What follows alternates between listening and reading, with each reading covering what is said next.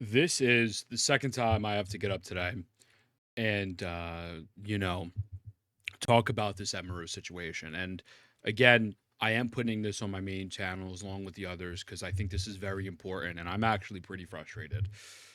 I don't care what your politics are. I don't care who you like. If you like Asman, Hassan, Tech, whatever controversial streamer you want to talk about or enjoy consuming their content.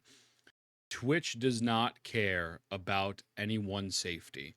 And it's very apparent in the fact that they lied in their statement. And I said that they lied earlier, but Emiru dropped a statement going over this and how they lied. And I'm just kind of surprised that they just get away with this stuff for so long and so often.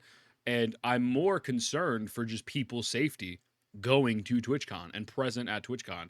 I don't think this event should happen again. I don't. I don't. So listen, I'm going to show you quickly. I'll link this below if you want to read this whole statement. I covered it already, but she's safe, thankfully, and that's what matters. That's the first and foremost, that she, along with her other peers and the people in that surrounding area, seem to be safe. But the very interesting part here is I don't understand how he's allowed to make it there in the first place. The security in the clip who reacts is my own security. It's true, my favorite user security card was banned for holding a stalker's arm to bring him to the police in the past TwitchCon. So, off rip, we've already confirmed from, the horse's mouth that her favorite security guard, who's normally on game, is not allowed to go there, right? So that's already the massive first red flag with Twitch, and the fact that they don't want for whatever reason, they don't want prevalent security. And even if I can be charitable for a moment and think that maybe, just maybe, they think that that security guard is a liability because they stopped because they stopped an incident occurring with Emiru. You know what's worse than a bigger liability? Someone being physically assaulted and possibly, God forbid, murdered, right? Or sexually assaulted or attacked. Well, in this case, it was still assault. So, congratulations. Even if I want to be the most charitable and say, well, maybe they did it because, they thought the security guard's a liability, your fan base is a liability. Dan Clancy's a liability. The staff that they hired to be a security is a liability. Them in itself, this should have never happened. Twitch itself is a liability more than a security guard protecting the person they're trying to protect. But okay. Excuse me. However, there were at least 3 or 4 other TwitchCon security staff in the area who did not react and let the guy walk away, as you can see in the clip, since they don't even appear in the frame.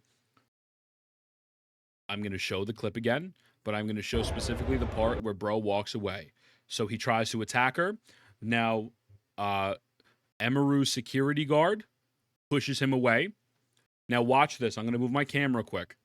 This is the attacker. So Emiru's security guard is here. He's walking back, and the attacker walks off. And NMP even said in his Discord earlier that he think that the attacker got away for quite some time. We'll touch on that in a moment. But notice this, and this is what I mean by this view just tells it all, how there's all these people on this line, and this guy just walked past everyone. And listen, there's 20 people, 30 people there. Nobody decided to jump in to stop it, to be like, hey, where are you walking to? Not one single person. Okay, I guess. Like, sure. That's crazy. So the guy just walks away scot-free. The woman who was walking away is my personal manager, and behind the booth there are only 2 people who were checking on me and comforting me, and her, my friend. None of the TwitchCon staff came to ask what happened or if I was okay.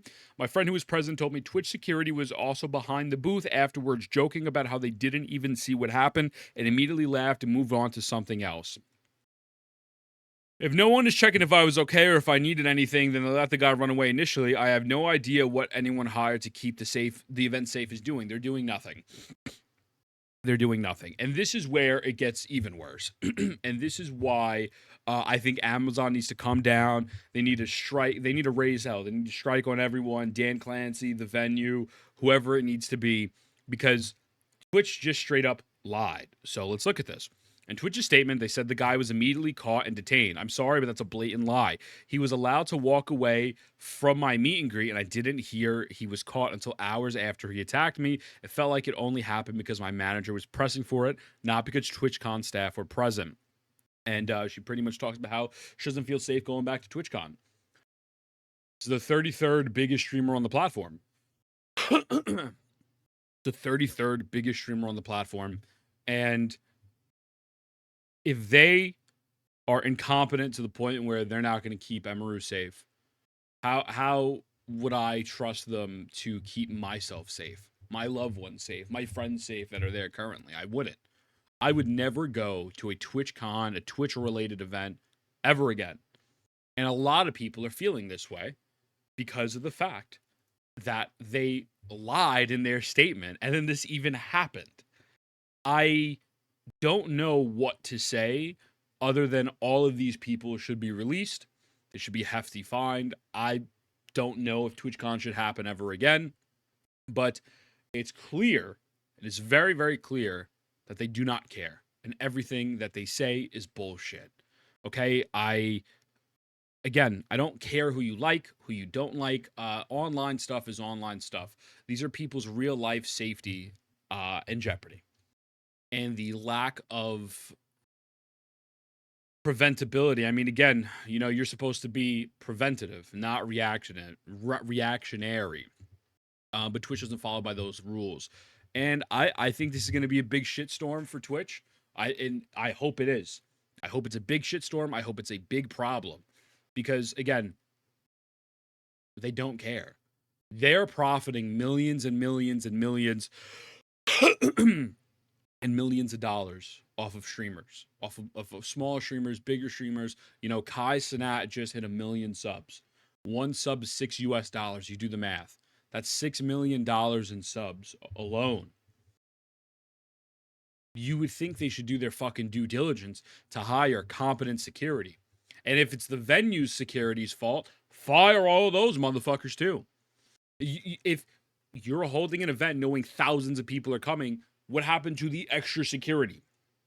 Where were they? I don't understand. Where were the extra security?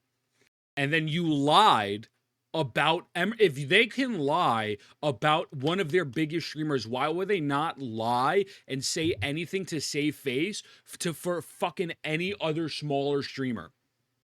It shows they don't care. And that's a fucking problem. That is a massive fucking problem. I'm disgusted. I'm frustrated. I'm sitting here sick. I'm trying to lay down. And I just see more shit come out about it. And I think it's very important to talk about. So, listen, hopefully, probably is going to be the last of it that we're going to talk about, to be honest with you. But, yeah, I hope that, some sort of actions take place to reprimand all these people. So that being said, I love you. I'll see you in the next one. Mwah.